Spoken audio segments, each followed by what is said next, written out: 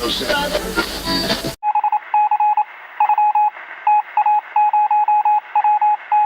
how's it going? Bailey, aka Redrum Retro, back again for another video. Cheers to everybody who checked out the last one. Like I say, I've been slacking on the content and I do apologise for that.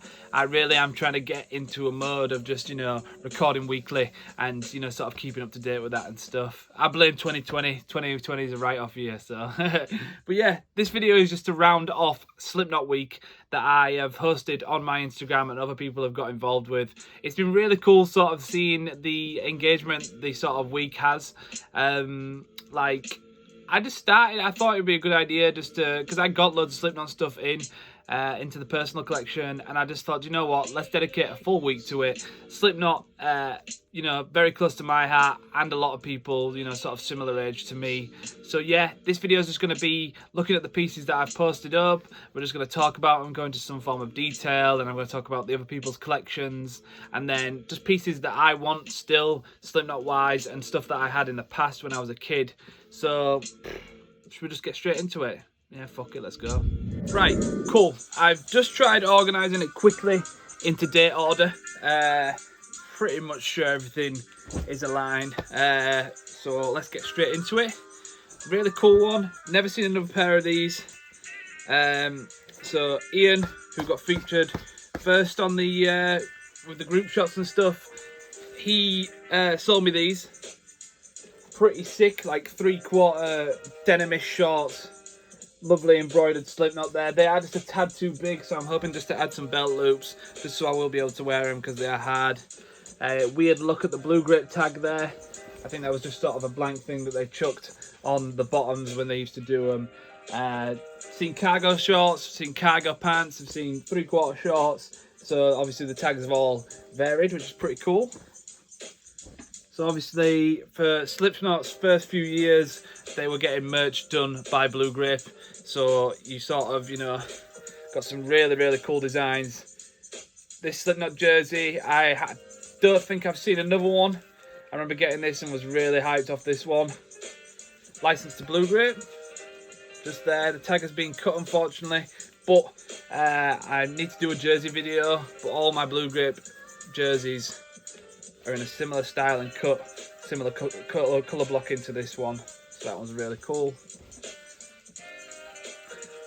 The least Slipknot shirt ever. Sort of people say it reminds them of like a early skate brand tee or something like that. Really cool. Again, licensed to Blue Grape. This one's just on a cut Fruit of the Loom tag with some random thing on there. Brackets clean on that. Love the colour of that one. Blue Grape again. Love the sort of classic shots in the red jumpsuits. Brackets really cool on that. Nice look at the old school barcode. Again, that's what we love to see. And then this one isn't on a Blue Grape tag. Blue Grape started to use M&Os back in the early 2000s. So you got to see those. That's kind of out of the self-titled era now, going into the Iowa era. Super dope 2001. Little goat hit on the back. Real sick on an all sports tag. I like how those ones fit.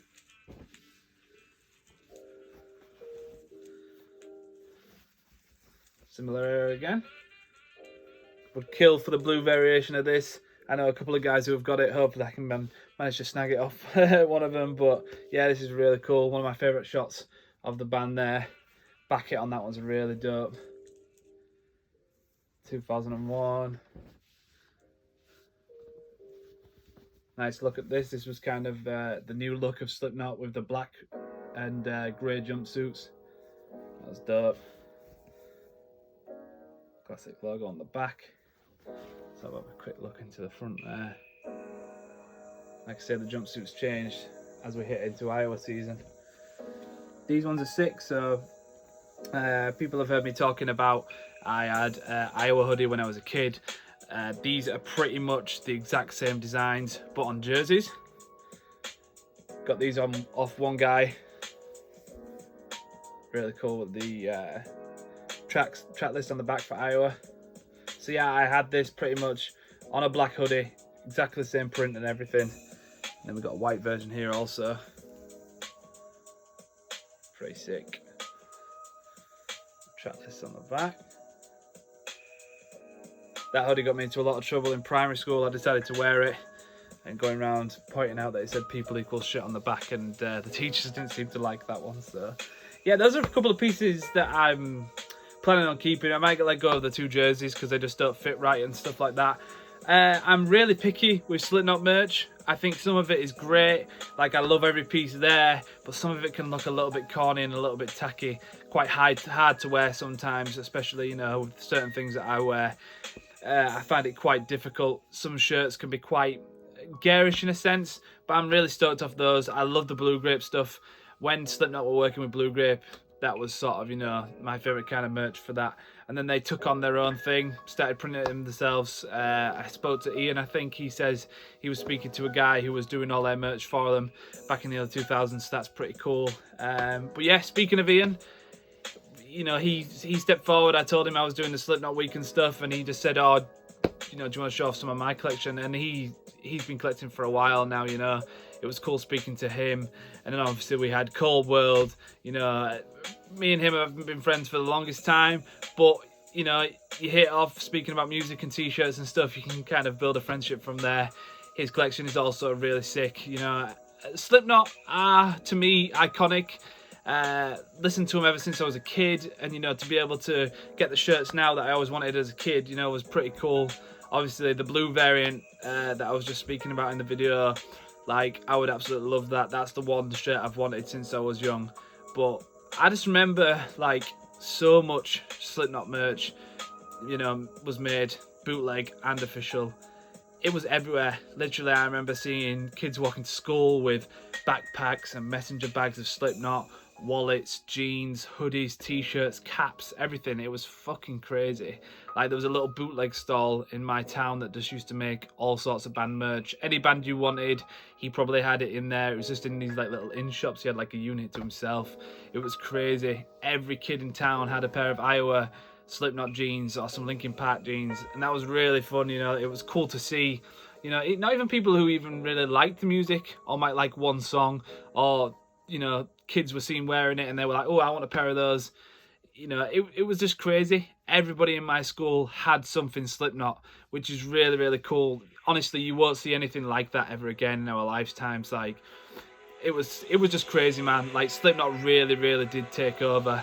I've got some great memories of Slipknot. I used to draw the masks, made Joey Jordison's mask numerous times in my early years. Like, I used to love reading about them and looking at photos, but the masks used to terrify me. So my dad would end up cutting, you know, photos out of the magazines and stuff just so I could just read them rather than looking at the photos. But yeah, man, like, I had a great conversation with Cold World, and we basically spoke about the sort of, you know, future of Slipknot merch. Because as you can see, for example, we spoke about Metallica merch. Think about how much Metallica merch was made all over the world, and some shirts still fetch quite good money. Will Slipknot get to that point? Slipknot are one of the biggest bands of our generation. Like, you won't get any bigger band than that, you know, for now. Like, Slipknot still smash it, they still play shows, still writing new music. Is it going to get to the point where their older merch will be worth as much as, you know, say a Metallica All Over print or something like that? It's going to be interesting to see. Do you know what I mean? Both totally different bands on, you know, on the spectrum and everything, but, you know, will the merch become more valuable than it already is? Don't get me wrong, you could sell a couple of Slipknot shirts for some good cash. Some, you know, make you some good money at the moment, but, you know, will it change? Will we see a massive, you know, sort of increase in price in your sort of new metal, early 2000s metal stuff? Or will it just sort of flatline and you'll be able to sort of pick it up for a long time? To be honest, like, it's difficult. I think the thing is, Slipknot merch was bootlegged and released officially, you know, just in waves. There was so much of it, and, you know, that's why it is quite easy to pick up certain shirts.